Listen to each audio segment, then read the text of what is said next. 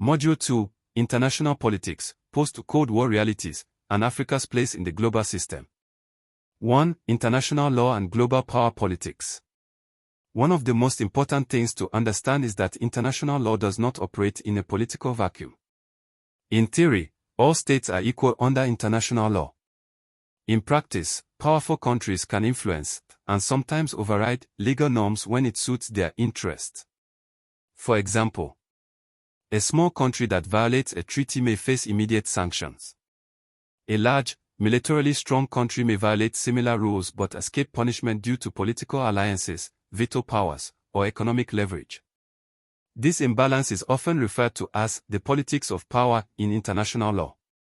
It means that the enforcement of law is sometimes selective, and political considerations can trump legal ones. 2. The relationship between Africa and the great powers. Africa's relationship with major global players, the United States, China, the European Union, and Russia, is shaped by both law and politics. Economic dependence. Many African countries rely on foreign investment, loans, and trade agreements that often favor the stronger partner. Security arrangements. Some African nations engage in military cooperation agreements with great powers, which can raise sovereignty concerns. Resource politics. Oil, minerals, and agricultural products often determine the intensity and nature of diplomatic engagement. Here, international law plays a double role. It provides a framework for trade and investment agreements.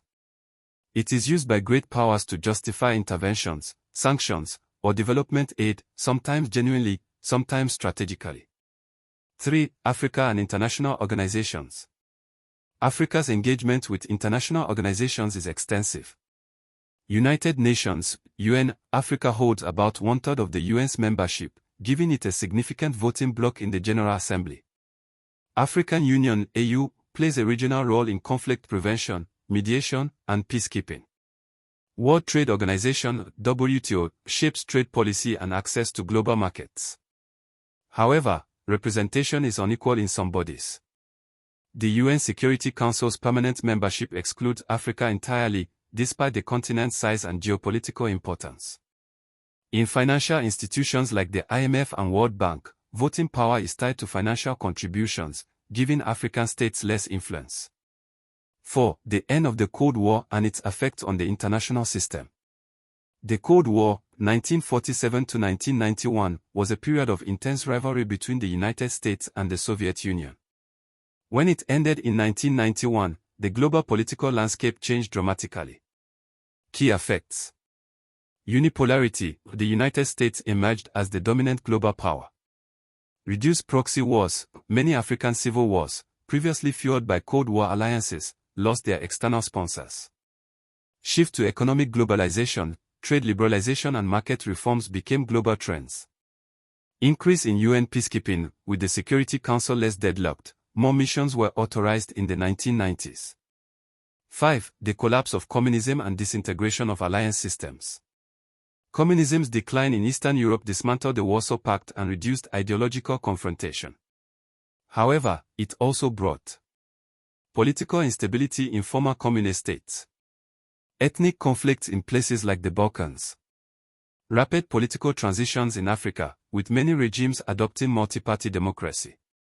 6. The democratic fever in the Third World and Eastern Europe. From the early 1990s, there was a wave of democratization. Latin America transitioned away from military dictatorships. Eastern Europe adopted democratic constitutions. Africa experienced a rise in competitive elections, often encouraged or pressured by international donors. However, democracy in many countries remains fragile. Elections may be flawed or manipulated. Ethnic divisions can destabilize democratic governance. Corruption can undermine public trust in institutions. 7. The UN and the challenges of peacekeeping and peacemaking. Peacekeeping has been one of the UN's most visible roles in the post-Cold War era. Challenges include mandate complexity. Some missions involve not just keeping peace but also rebuilding governance.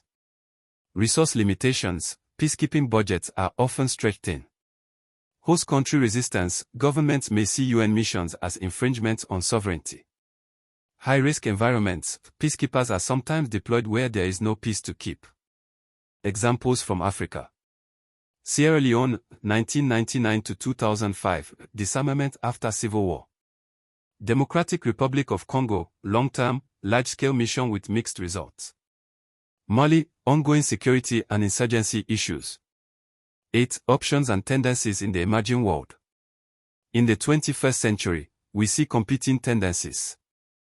Global cooperation on climate change, health pandemics, and counterterrorism.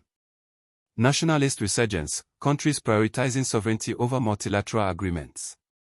Multipolarity, with the rise of China, India, and other regional powers challenging U.S. dominance. 9. Africa and the problems of marginality. Africa often faces structural marginalization in global decision-making. Limited say in setting global trade rules. Dependence on aid that comes with political conditions. Vulnerability to external shocks, such as commodity price fluctuations. This marginality is not inevitable, it can be addressed through regional integration, e.g., African Continental Free Trade Area. Strategic diplomatic alliances. Investment in science, technology, and education. 10. The federal arrangement and division of power in Nigeria. Nigeria's federal system divides powers between the federal government and 36 state governments. However, tensions exist over revenue allocation, especially from oil production. Control of resources, states want more autonomy over natural wealth. Security, the rise of regional security outfits reflects dissatisfaction with federal policing. 11. Critical issues in Nigerian politics.